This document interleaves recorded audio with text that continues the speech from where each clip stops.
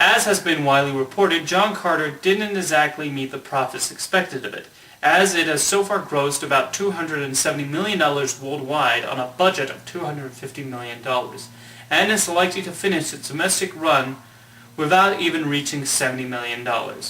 However, with all this talk about how much it did and didn't make, was the film itself actually good?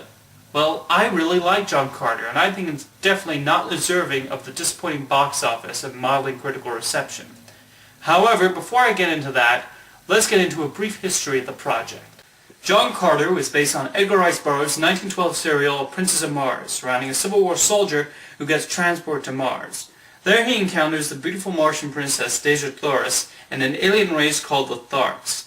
Burroughs wrote a whole series of John Carter books, and it's probably the most influential text in science fiction, having influenced the likes of Ray Bradbury and Arthur C. Clarke, as well as Superman, Flash Gordon, Star Wars, and Avatar. So modern sci-fi cinema owes a lot to Burroughs' work. Even though this is the first feature film based on the book, there had been multiple attempts through the years.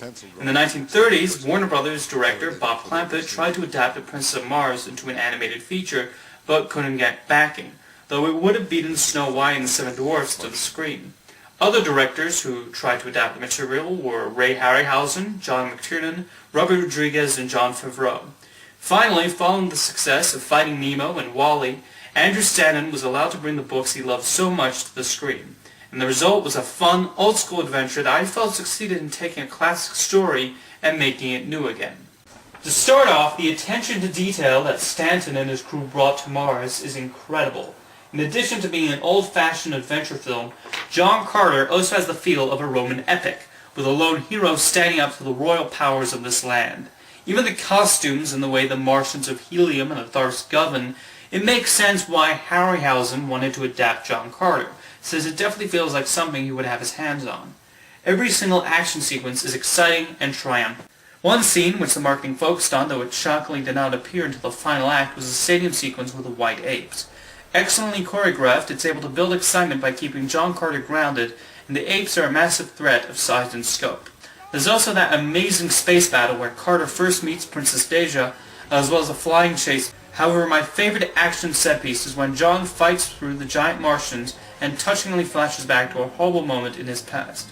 Stanton helped bring the right amount of emotion, which isn't shocking since this is the same man who directed the emotionally draining WALL-E.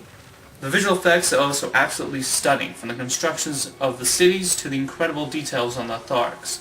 They did admittedly look somewhat wonky in the trailers, but they were stunning in the final film. The big screen is definitely the best way to experience the scope of it all.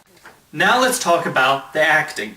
I thought Taylor Kitsch gave a likable performance as John Carter, bringing the right heroism to a character that actually has no intention of being a hero. I thought that helped establish him as an interesting personality, and he had good chemistry with Princess Dejah, Taras Tarkas, and even the Martian dog Willa. He definitely became a protagonist to root for. Now, I'm going to go into mini rant mode for a second, but one criticism given towards Kitsch in the film was that he was bland. Now, if you thought he was stale or boring, that would be one thing. But I'm sick and tired of seeing the word bland in modern film criticism. Pretty much any time somebody feels a character or performance is stale or boring, they refer to it as bland. You watch an actor. You don't eat them. So unless you've actually licked an actor, which I highly doubt, stop saying the word bland, because you're using the adjective incorrectly. Moving on. I thought Lynn Collins brought the right level of toughness to Princess Dejah, not portraying her as a simple damsel in distress constantly needing to be saved, even though she provided the inspiration for such characters like Princess Leia and Princess Peach. Willem Dafoe also brings some great voice and motion capture work to Taras Tarkas, showing both a brutal and, dare I say, human side to the character. The villains were also a solid bunch, with Thomas Hayden Church, Mark Strong, and Dominic West providing differing sides of evil. The result is an ensemble with not one below-average performance spotted. However, a large reason this world works so well is in the dedication of Andrew Stanton. Along with his co-writers Mark Andrews and Michael Chabon, he created a compelling story that never got boring, with the quiet character moments succeeding as well as the big action sequences. There's also a sense of humor, with little bits of comic relief constantly working. Like many people, I felt Willa definitely stole the show with his dog-like behavior and super speed. and the moment where Carter is getting accustomed to moving on Mars is done to hilarious effect. I will admit that during the beginning I wasn't sure whether the prologue of his nephew reading the memoirs was necessary, but in the end I understand why Stanton decided to go in this direction, as it all goes nicely full circle.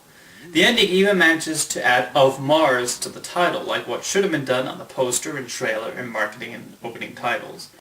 And now I'm going to respond to a couple of criticisms towards John Carter. The most perplexing was saying that Stanton had no experience directing actors because he only had previously directed animation. Well, silly me, I thought Albert Brooks was a real person, but no, he was a computer-animated fish the whole time. Kudos to the makeup department on Drive for turning him into a human being. People also felt John Carter was simply one big knockoff of Star Wars and Avatar.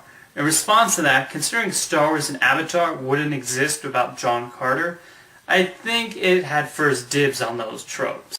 I mean, nobody said Star Wars was knocking out Flash Gordon and The Princess of Mars when it came out. They just went along for the ride because it was an old-school adventure serial. So is John Carter, which even ends on a cliffhanger. Unfortunately, we likely won't see a resolution since it didn't do all that well, especially domestically. In fact, it only played near me for 3 weeks, and then boom, it was gone. Thank goodness I saw an opening day, otherwise I would have missed it.